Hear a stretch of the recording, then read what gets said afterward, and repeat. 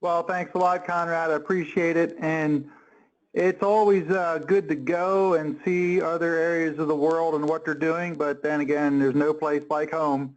So it's good to be back. And I'll be sharing next week a little bit more about my trip and what I saw. And I think it's just interesting to note what is going on around the world. Sometimes each of us feel like we're in an island, and you know, we know some things, but then we hear about successes elsewhere. And you know, I basically found out that no matter where you go, there is challenges and successes, and that's just kind of the way farming is. It's the way a lot of life is, actually. But the reason we're here, the reason we have this group, is to learn, so we don't have to make some of those mistakes and so forth. So, as indicated, I've been rolling since 1995. And last time, 2 weeks ago, when we talked about this, I kind of laid out a strong foundation of the history of rolling and so forth. And today, we're going to take that further, and we're going to talk about some more of the specifics and the details and so forth of rolling. So, just a quick review. Last week, we covered the first 3 points that you see there on the screen, and we're going to pick up with the timing of termination. And this is going to be probably a large portion of my talk today, because a lot of questions surrounding it, but more so there's a lot of management decisions that need to be made, and understanding of those management decisions, how to maximize it. So also going to talk about the weed control potential, because it's kind of always mentioned when you roll cover crops. Part of the reason is to use that biomass for weed control. And I want to talk about the pros and cons of what to expect and what to avoid and so forth. And then the use of cover crop mixes, and we're going to end up with understanding the dynamics of soil fertility.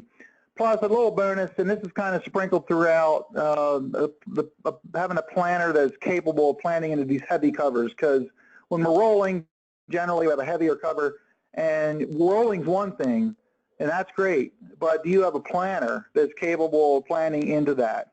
That may be a topic by itself at some point, but we'll mention that a little bit. Well, let's start off with timing, and I want to just kind of focus in on cereal rye. There's, of course, many different cover crops, but cereal rye has been what is the most popular cover crop that's planted, and one of the most popular to be used as rolling.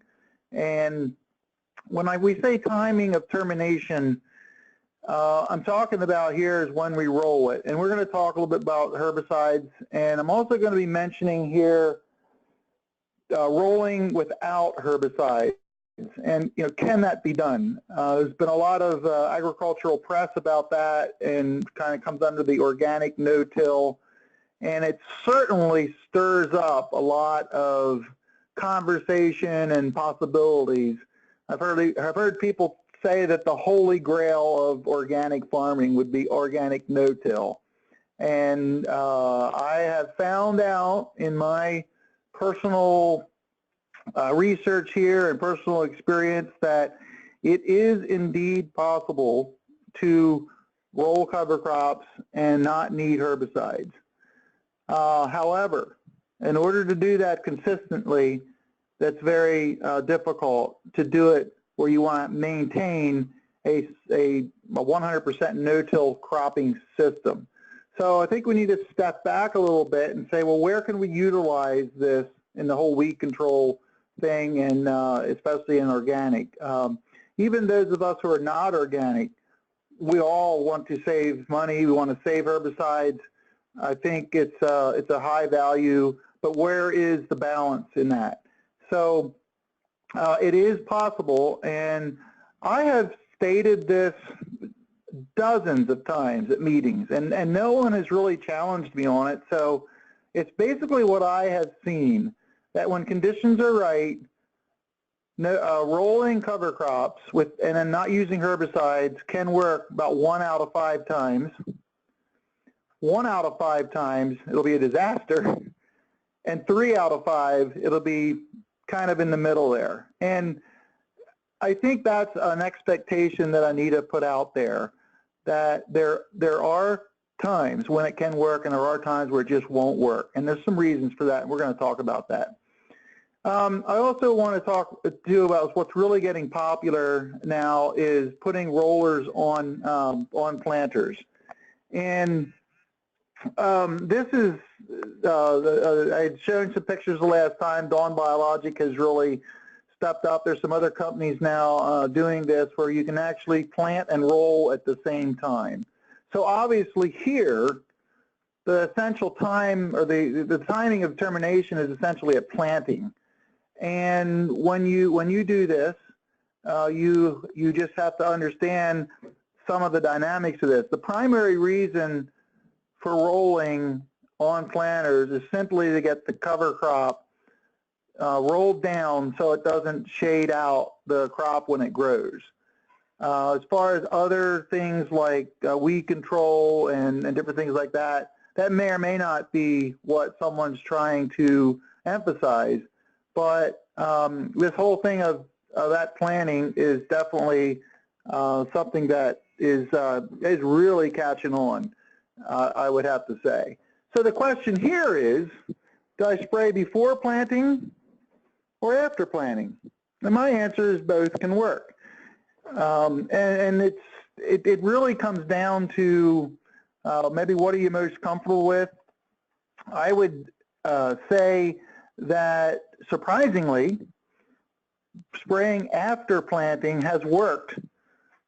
You might think, well, the spray or the herbicide doesn't get down in the plant canopy to kill it enough. But when we're working with cereal rye, which was really emphasizing here, it seems to work both ways, even though you can't get as much herbicide on, because what is actually underneath is shaded by the top layers of the cover crop, and I guess that's the reason why it seems to be working. I still would prefer spraying before planting. The only exception would be is if it's really wet and you want to let your cover crop grow a little bit more, which in this case here, if you look in this picture, I know it's muted out a little bit, but this cover crop's fairly young. And even with a pass like you see here, it'll continue to grow. It'll struggle to grow, but it'll continue to grow. So if you want to add a few more, maybe a half ton more biomass and then spray right before the corn comes up, you can do that. You can do that, but you got to be really cautious if it depends if you have traded corn or not. If that corn comes up and you need to spray glyphosate on and it's not Roundup ready, you could be in for trouble. So that's why this whole rolling thing is another level of management that you're going to have to understand. Now I wanted to talk a little bit about pollen management, because if we wait and delay until pollen comes out, you can see in this picture what can happen. And this has been a challenge. And most of the farmers who are rolling, they don't wait till it's pollinating unless you're organic. If you're organic, you have to wait till pollinating if you're not planning to use herbicides. And I'm going to say that as an absolute fact. Do not hope and wish that roller is going to kill rye before it gets in the pollination stage. So this is something you have to understand. But then there's a new challenge arises where the pollen can actually get in the radiator. And that's why if you look over there on the right, you can see my temperature gauge is rising. And this actual picture was taken at the same time, both these pictures. And, what are you going to do? You just can't continue. But I'm going to talk about a few strategies here, but this is something to be aware of when in the context of cereal rye, if it's pollinating, what could happen. I mean, last year, particularly in the northeastern United States, we were late. We had a cold May. And there's a lot of guys it's not they even planned it, but they didn't get around to rolling until the crop was pollinating. So you can see that it can get, it can clog up radiators.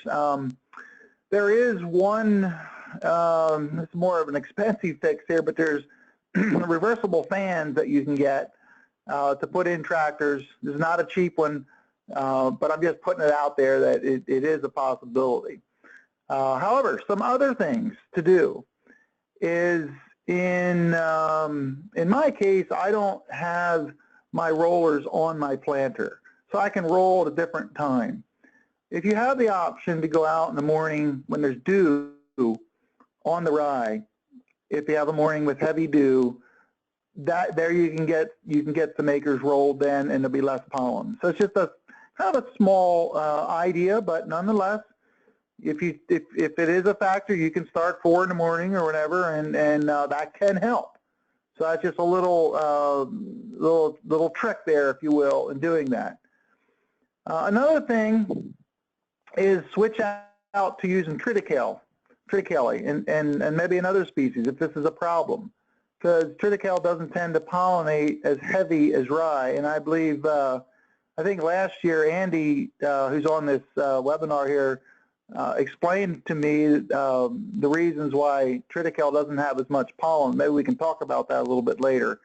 But nonetheless, I like triticale for this reason, where I don't have to worry about pollen as much. And this picture was actually taken after quite a few acres of rolling, and you can see it's a lot different in the triticale compared to where it was in the cereal rye. So yeah, I don't know, Andy, if you could unmute yourself there and maybe comment on that a little bit, if you're available to do that. I wouldn't mind hearing you explain it, because you had a really good explanation of that. So if you're able to unmute yourself, or else maybe we can talk later. There you see, I see you're on. So go ahead, Andy, tell us about that. Yeah, Steve, talking to our triticale rye breeder in Western Canada here, and he had said that rye is open pollinated, so it needs to pollinate from a pollen source, unlike wheat that is self-pollinated. And triticale, I guess, even though it's a hybrid between the two of them, retained that characteristic from the durum wheat when it was bred. So that's why you don't see nearly the prolific pollen production off of triticale as you do with the rye. Great, thank you, Andy. I was hoping you could answer that, because I wasn't exactly sure, remember the details, but I've seen it myself here in my farm, so it might be a consideration for some. One other thing as we go along here is when we talk about rolling and rolling crimping, and these words are used interchangeably, we really want to roll. We want to crimp the cover crop, not to cut it. And this is a close-up of the blades on my roller, which is fairly unique, but notice that they're blunt. And if we cut, especially if the cover crop is on the younger side before heading, we will stimulate secondary growth or tillering coming out of the base of the plant, which will make it difficult to control later on. And it does depend what crop you're using and so forth, but I want us to understand, this has to do with the timing here, that you don't want to necessarily sharply cut the stems. Now, if you would have sprayed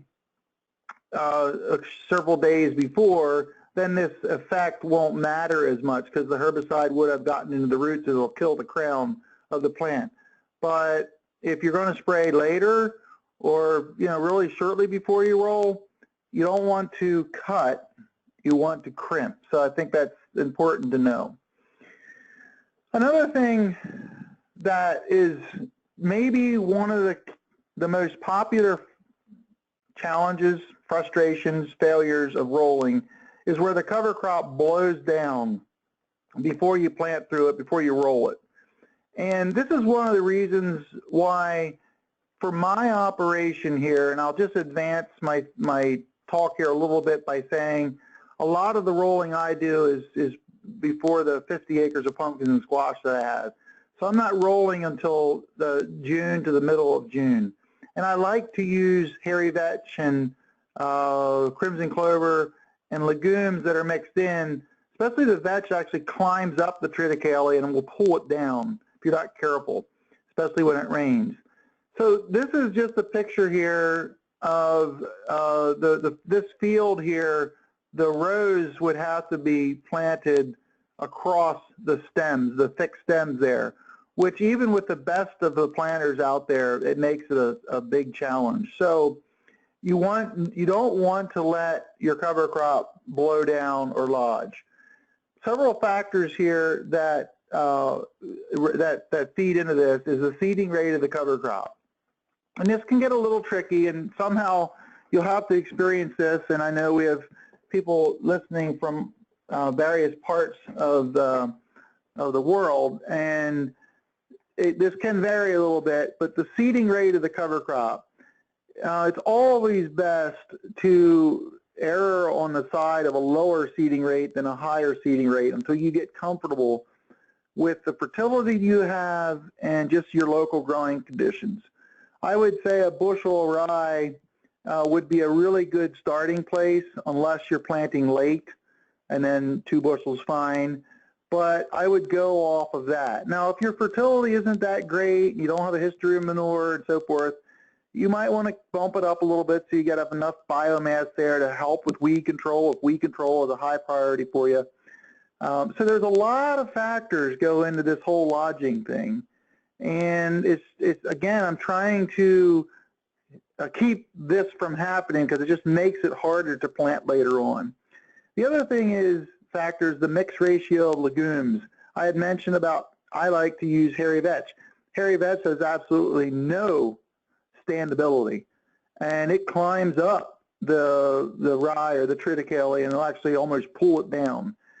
And you know, what's the probability of wind and rainstorms to blow it down? I mean, most of us have that. So so this is just something that to be aware of when you're going to roll. And this picture of the crimson clover here, I just took this picture literally an hour and a half ago in my field. As some of us were discussing beforehand, we're expecting heavy rains tomorrow.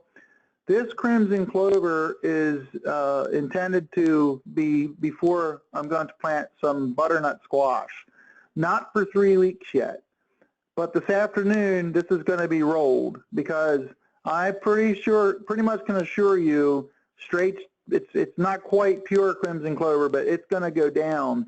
And I want the stems, the main stems of crimson clover, to be in a direction parallel to my planting. So this is a management decision here, the day before our expected rain, and I'm not going to plant here for 3 weeks yet.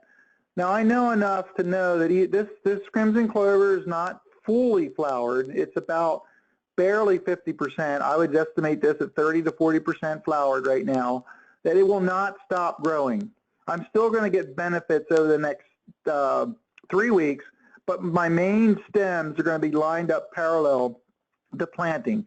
Now I can plant both ways, but it is nicer to plant with the roll, the way it was rolled, and because we have guidance on our tractor, we're able to roll the way we intend to plant, so we can kind of lay things out that way. So this is just some of the management that you need to think about in your situation that you might have.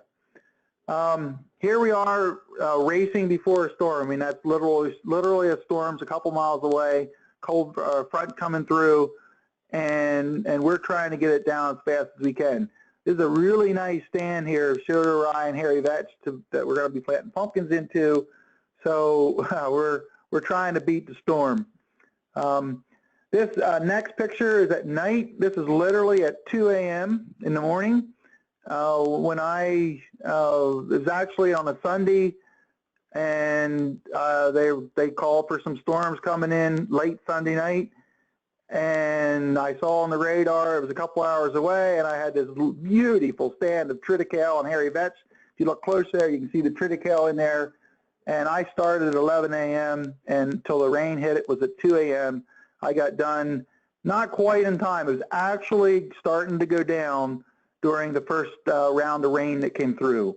So this is just some of the management options that I've had to do in order to maximize this whole thing of rolling. And I just want to show you a picture here. At least with the roller I have, you can go pretty fast. This is the actual mile per hour there, 10.3 mile an hour. So it doesn't take too long to get her done when you need to. Okay, I think Conrad will pause here a little bit. I see that Jen asked here, when did you plant the hairy vetch to terminate in June? Most of the time I plant the hairy vetch during the month of September. Here I'm in southeastern Pennsylvania. First frost is in the fall around October the 15th, which is just a good key thing to keep in mind from wherever you're at. If we plant before the 1st of September, the vetch may grow enough that it'll actually winter kill. If it grows over 12 inches or so, it tends to winter kill in our area. No matter how winter hardy it is, it's because the plant gets too big and it smothers out itself. I can also plant into October, and I have a hairy vetch that will be coming on the market here in probably 2 years. That's more winter hardy that can be planted into October, something to stay tuned for. So to answer your question, planted during the month of September is what I really like. So another question anyway, I had, Steve, if I could jump in here, and anyone else who has who wants to jump in can. But just kind of going back to basics, you talked a good bit about crimping cereal grains and legumes. What about some other species like annual ryegrass or a brassica like rapeseed that might have survived the winter? Can you roll those? Right. Well, the first one's easy. Annual ryegrass is, you're not going to kill annual ryegrass with rolling unless it's effectively dead already, fully mature. It just doesn't, the crimping action does not control it. Unless if you have annual ryegrass, I would strongly recommend spraying it several days before rolling, whatever you're doing. As far as something like rapeseed, that's fairly easy to kill. It's just with the nature of the plant, the way the stem is, it definitely is fairly easy to kill when it starts flowering in the spring. I'm going to show some other ones coming up here and talk about them a little bit, but so that's just maybe a quick answer to that. Excellent.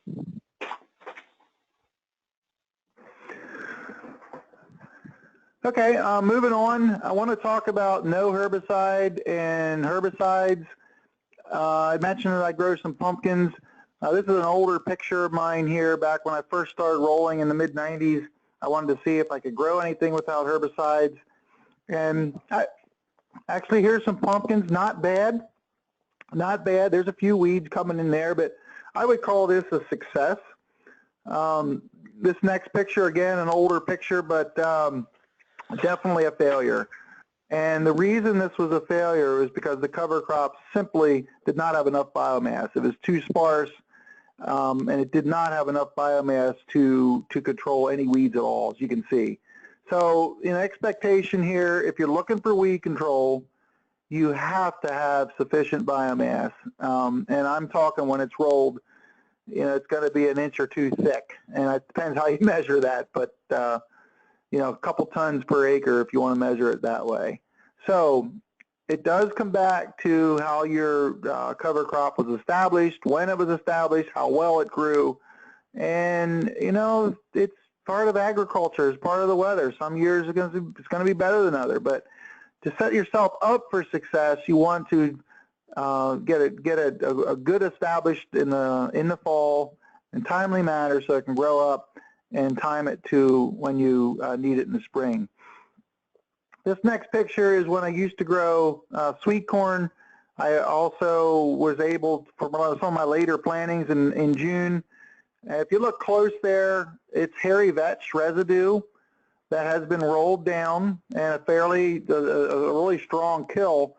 You can see there's some weeds starting to come, and actually I did spray this after this picture was taken because I knew those weeds could be a problem. Now I'm saying this here as a success. It's not 100% success, but you can see some of the potential. And definitely this corn here, I literally used no nitrogen to grow this, and it was a good corn crop for sweet corn because the hairy vetch provided it. So the combination here of rolling and using hairy vetch, a nitrogen producer for corn, was excellent.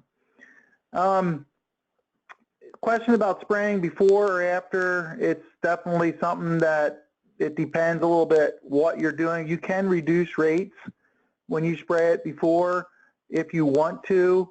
Again, I used an old picture here because this is something that was originally got me interested in rolling. Remember I said I started in 1995. How many of you remember what the price of glyphosate or Roundup was then? It was about 40 bucks a gallon. And so with rolling, I was only using 1/3 the amount and having success. So at that time, it was a very economical decision almost. Now with the price being a lot cheaper, it's not quite as dramatic. And then just here a follow-up picture of where it had been rolled before we planted pumpkins. And in this case, you could come out, you could actually, this is hairy vetch and cereal rye, you could roll that again. What is interesting about this picture, and again, an older picture, as you can tell, but I have found that when you have a mix of hairy vetch and rye, and it's rolled a little maybe before its time, especially with the vetch, where the vetch will almost help smother and keep that rye down because the vetch seems to grow out a little bit. Now in this case here, the reason this worked for me is I'm planting pumpkins in the first week of June. So I had time to do this. So again, it's my experience, a lot of you probably don't plant that late, but I just want to show you some of the options. So you could spray it at this time. In this case here, it was rolled earlier to make sure it was rolled down parallel to the way I was going to plant. And then what I like about this is my vetch was able to grow a little bit more and give me a little bit more nitrogen. Now let's go and talk about some corn, and this affects a lot more people. This is actually last year, and this is the field from the picture I showed at the beginning. Here we're planting corn, in this case silage corn, on 15-inch rows. And I knew I had a shot at this. You can see the residue is pretty heavy, and this was the end of May last year because we had a wet, cold May. But it warmed up nice then the last week of May. I think this is May the 28th. So here I'm planting 15-inch corn, and I'm not going to spray it. I'm going to see what I can do. And I just wanted to mention here too, looking closer at this time of the year, things are getting warmer. Notice there's no coulter and the row cleaners are up. This time of the year, I don't need to clean the row to warm it up. I don't need a coulter, particularly because I have airbags that help push the planter down, or some have hydraulic downforce now. But it really is able to use those double disc openers to open the seed slot very well. You want to use heavier blades to do this, 3.5 millimeter blades. You want to keep your seed tube protectors up to date because there's more pressure on it. But that coulter literally messes up your seed trench a little bit. So I'm just saying that most of the veteran cover cropper no-tillers are taking their coulters off, particularly if you're no longer using springs on the planter. If you're using springs on the planter, maybe that's not as recommended to take the coulter off, but you can really get the down pressure on there and get the seed in the ground really nice. So again, this is kind of a specific situation, but I want to tell you the option. And then also planting a little deeper. Again, we're at the end of our planting season here. The soil's warm. I'm planting 2 1/4 inches, 2.5 inches deep, so I can get really nice cut. And by planting that deep, I can get the cover crop cut cleanly, and there's no hairpinning. And again, like I said before, it's warm. The corn comes right up. This here is right after planting. You can't even see the rows here.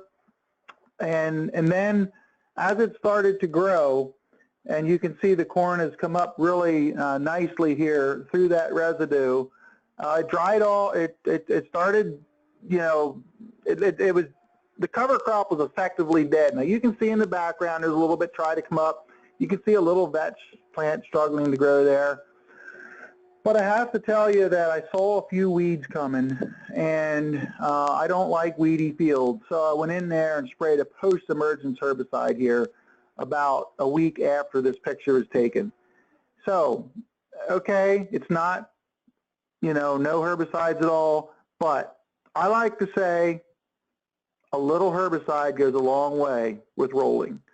Now, if you're early on, you may not be able to say much, but you have to understand the dynamics and the opportunity here. Wrapping up here, I want to talk about cover crop mixes, and I've alluded to this. Here's a picture of mainly triticale and hairy vetch, how species can affect rolling decisions. As I indicated earlier, when you have a crop like hairy vetch mixed in, it can pull down quicker your like your cereal rye, and then you have to pay attention to if that's going to create a problem with planting. So it's just something to consider when you're thinking about these mixes. I want to quickly run through a scenario where I planted a mix of several cover crop species here before corn. It's heavily weighted on legumes. There's obviously some radishes there. Got some triticale and actually some annual ryegrass. And as we came through the winter then, the radishes died, the oats died, but then when things came to life in the spring and May came around, it was time to plant. Again, we're talking now to the latter half of May, which is typically later for us, but we are finding out that the advantages we get with cover crops to grow them out more is something to consider. Not that you plant all your corn acres to do this. It just depends what you're comfortable with, but more and more people are getting, I guess I would say, stretching their planting window out over a longer period of time to maximize cover crops. So this is how it looked in the spring. I knew that there was some annual ryegrass in there, that the roller would not kill it, so we sprayed it with a quart of glyphosate and half pint of a 2,4-D type product, just to take out, make sure that annual ryegrass is dead. Now, if you look here in this next picture coming up, several weeks later after planting, you can see, of course, we killed the cover crop. That was kind of easy to do, but I here decided I don't want to put any residual herbicides on. And aside from around the edge of the field, this field is just up from the other field I talked about, which is in the very top left-hand corner. You can kind of see a part of that field where I needed to do some post-emergence herbicides for that corn. I saw a few weeds on the outside of this, so I sprayed one round around it, and I let the center go that only had herbicides on right before I rolled. So at harvest then, this is with no residuals. This next picture coming up here that you can see was pretty good. I was pretty happy with that. There's a weed or two there, but that's no different than you'd usually see even when using herbicides. So this was only a 10-acre field, and the outside approximately 2 acres was sprayed, and the inside looked like this. So using rolling in combination with these cover crops, we're able to reduce herbicides. So I don't recommend that people do field after field with this. You have to kind of learn as you go, but it's just something you might want to consider. And finally here, you can get some questions ready. We'll open it up for discussion. But finally here, understanding the dynamics of soil fertility. This is another thing that I see a lot of mistakes being made, a failure to understand, particularly the role of nitrogen and how it works. In this case, if we're rolling down a majority of cereal rye, you might as well assume there's no nitrogen available at that moment. Doesn't mean there's not any nitrogen there. It's just not available because the cereal rye is pretty much taking it up. Now, it'll give it back to you as it decays and everything, but not for a while, especially if it's this mature. If you have headed out cereal rye, don't even count on any of that nitrogen being available that year. It'll come back to you maybe next year incrementally. The microbes will eat some of it up. But I would argue this is why I like to have some legumes in the mix. So if we have a mixed cover crop, then you can assume that some nitrogen is available. And this is another field. I just took this picture this morning as well. This field will not get rolled today because we have some triticale in there. It's just starting to show some heads. I don't think this is going to go down on me, so I'm going to leave this grow. In the foreground is some dwarf Essex rape for that little yellow flowered plant there. But I'm going to assume that there's some nitrogen there. When I say some, I'm going to throw out a number of 20 to 40 pounds. This is going to be planted in the pumpkins for me in 2 weeks. So that's kind of what I'm looking at right there. But here in this this last picture, this is pretty much straight hairy vetch. A little bit of crimson clover, pretty much straight hairy vetch. In this case here, we can assume there's a decent amount of nitrogen available like right away and throughout the growing season.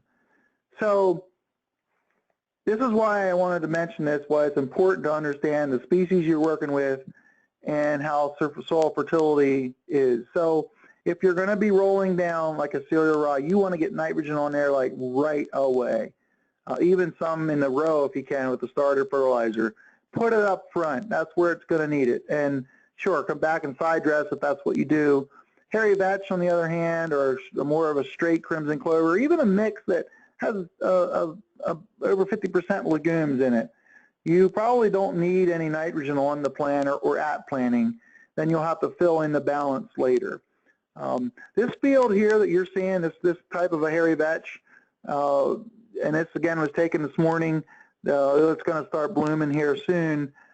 If you could maybe use very little nitrogen if you're going to plant corn in a field like that, maybe 50 pounds or so. I found that usually 50, 60 pounds of nitrogen is going to take you, give you. It's worthwhile to give you another 20 bushels or so.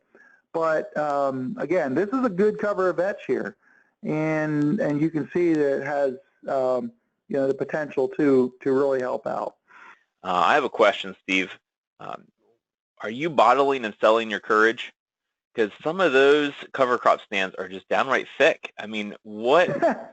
How do you? I mean, obviously you build up to this, but I mean, do you ever walk out to a field and say, this is too much, I can't roll this, I can't crimp this, or are you at the point where, you know, whatever would be out there you're willing to take on? Well, that's a great question, Conrad. I will say that my biggest, shall I say, maybe I don't want to say fear, but the biggest challenge is if it blows down the wrong way. That's the biggest challenge. There's actually a local equipment dealer here that makes a straight bladed coulter with two, I'm going to call them depth control narrow gauge wheels, we'll say, beside it, that is designed to cut through blown down cereal rye. It was made for the Rodale Institute for no-till organic corn and pumpkins, because you run into this sometimes. It's like you can't, it's every year is different. So I don't have them on my planter. That's why I'm pretty particular. That's why we're going to be rolling this afternoon, because I want to make sure those things are straight. But as far as that's the only thing that I actually worry about. And the fact too is I generally don't go with straight cereal rye. So a lot of the legumes are easier to cut anyway.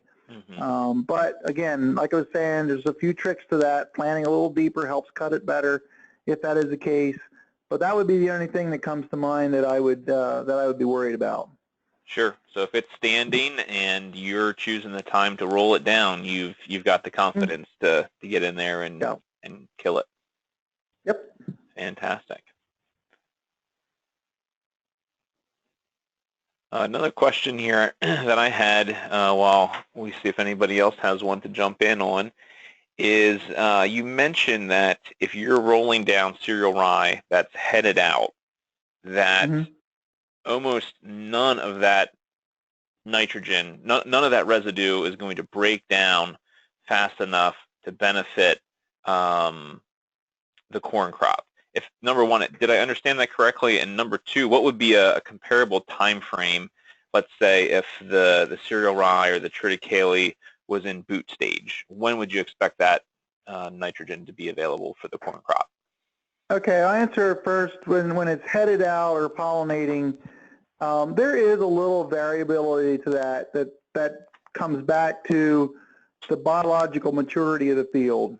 If your biology in your field is very low, no, you're not going to get any nitrogen. Don't assume any nitrogen that year. If you have a highly biological field where the earthworms and all the little critters start breaking things down, you have enough moisture, that's another factor. Yeah, you could benefit some that year at the tail end of the season.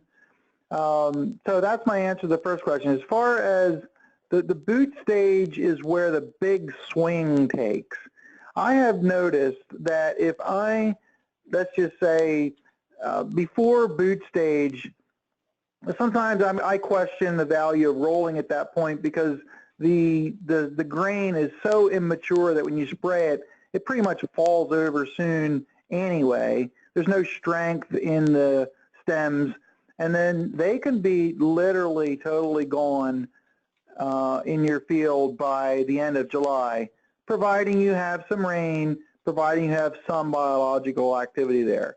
So in that case, absolutely, you're going to get some of the nitrogen back, but not everything that you picked up. In other words, if you would do an analysis and take a biomass sample of how much nitrogen was actually in that rye, we'll say at planting, and let's just say it said 40 pounds. You probably won't get 40 pounds back. The microbes are using some of it up. That's the best way I can describe it anyway. And I'm just throwing out some really general numbers here. But that's why, again, why I like legumes, because it cycles back a lot quicker to your crop. But when boot stage is where I've already noticed that from rolling pre-boot to boot stage, you can see a difference of maybe 3 weeks, 4 weeks till it disappears later that year. But after boot stage, it's gonna last the whole year on top of your field in most conditions. Mm-hmm. So when we're talking about grasses, it's a big swing at that boot stage when that head starts coming out, where that nitrogen won't be available. See, that's not a bad thing. When we're trying to build up organic matter, we're trying to have, using up moisture if that's what we need, trying to grow enough biomass to save moisture in the spring. So again, not wanting to overwhelm people, but there's a lot of opportunity here, and it comes in management to be able to figure some of this out.